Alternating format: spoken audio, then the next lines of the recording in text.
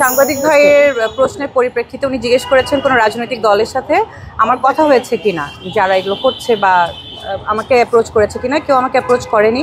আমার কাছে অবাক লেগেছে যে বাংলাদেশে এত বড় একটা রাজনৈতিক দল হওয়া সত্ত্বেও যখন তাদের কোনো সাপোর্টার, আমি কর্মীও ধরলাম না, হয়তো সাপোর্টার, তারা যখন এরকম ধরনের রেসপন্সিবল একটা কাজ করে, সেখানে আমি মনে করি যে বড় রাজনৈতিক দল হিসাবে একটা নিদর্শন স্থাপন করার জন্য হলেও আমাকে অ্যাটলিস্ট অ্যাপ্রোচ করে ওনারা এই জিনিসটার বিষয়ে ক্লারিফিকেশন দিতে পারতেন। কেউ সেটা করেননি।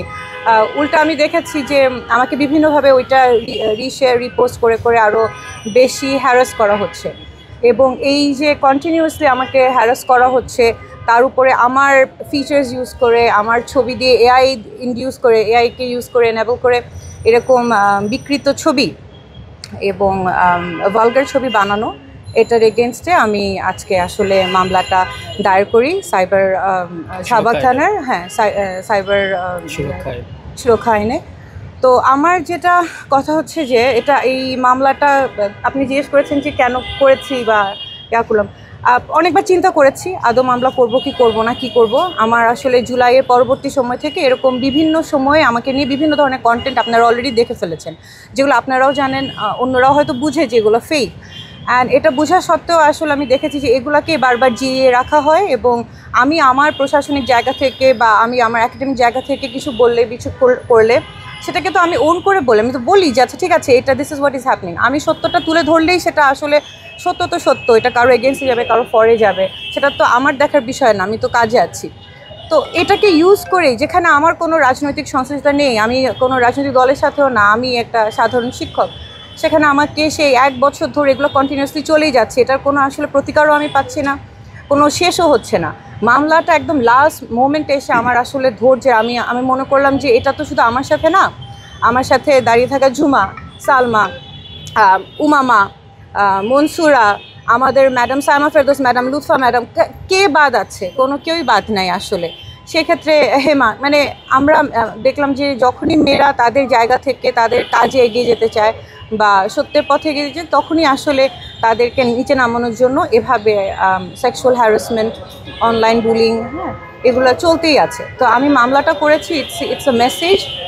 আমি তো বলেছি যে যারা অজ্ঞাতনামাও আছে, পরবর্তীতে যদি এগুলো কন্টিনিউ করে তারাও এই মামলার মধ্যে যেন চলে আসে।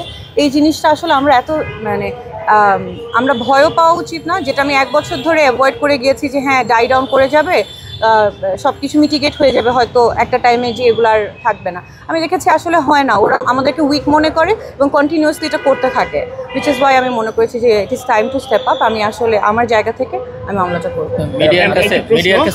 আমার মিডিয়ার কাছে একটা রিকোয়েস্ট আছে, আমার কাছে খুবই দুঃখজনক। আই থিঙ্ক আমি একলা না, আমার সাথে যত নারী শিক্ষার্থী আছে যারা পলিটিক্যালি অর সোশ্যালি অ্যাক্টিভিজম করে, তারা সবাই একই জিনিসের আসলে ভিকটিম হচ্ছে। সেটা হচ্ছে যে খুব বিকৃত ক্যাপশন দিয়ে ছোট ছোট ক্লিপস করে খুব ইরেলেভেন্ট জিনিসপত্র আপলোড করা হয়। এটা আসলে আমাদের জন্য খুবই আনকমফোর্টেবল এবং মানে এটা এক ধরনের হ্যারাসমেন্টও। হয়তো এটা ক্লিক বেটগুলোতে অনেক ভিউজ আসে, অনেক এঙ্গেজমেন্ট হয়, কিন্তু আপনাদের ভাবতে হবে যে আপনাদের জার্নালিজমের জায়গা থেকে একটা রেসপন্সিবল জায়গা আপনারা আছেন। হ্যাঁ, আপনারা হয়তো এটা ক্লিক বেট হলে আপনাদের জন্য সুবিধা, কিন্তু দিন শেষে এটা করে কিন্তু আপনি আরেকজন মানুষকে অনেক আনকমফোর্টেবল ফিল করাচ্ছেন, এবং একটা কি বলবো রেসপন্সিবল জায়গা থেকে এটা আসলে আপনার মানে জার্নালিস্ট ভাই এবং বোনদের থেকে এক্সপেক্টেড না। এটা দ্বারা আমরা সবাই খুবই দিন দিন আসলে আরও বেড়েই চলছে এমন ক্যাপশন, যে ক্যাপশনের আসলে কোনো মিনিং নাই, এমন ক্লিপস যেটা কোনো কন্টেন্ট নাই, হেঁটে যাচ্ছি, কথা বলছি, হাসছি, এগুলো তো কোনো ক্যাপশন হতে পারে না, বা এগুলো তো কোনো নিউজ কন্টেন্ট হতে পারে না। তো আপনারা যারা, আমি বলবো যে যারা জার্নালিজম কমিউনিটিতে আছেন, যারা রেসপন্সিবল, তারা প্লিজ এই জিনিসটা একটু চেক অ্যান্ড ব্যালেন্সের মধ্যে আনেন, কারণ আপনাদের উপরে আমাদের অনেক ভরসা। আপনারা সত্যটা সবার সামনে আনবেন। সেখানে যদি এরকম কন্টেন্টগুলো আসে যেগুলোর আসলে মেটেরিয়াল নাই, ক্রেডিবিলিটি নাই, it doesn't give a good message, উল্টা হ্যারাসমেন্ট হয়ে যায়, তাহলে তো আসলে দুঃখজনক। So this is my request.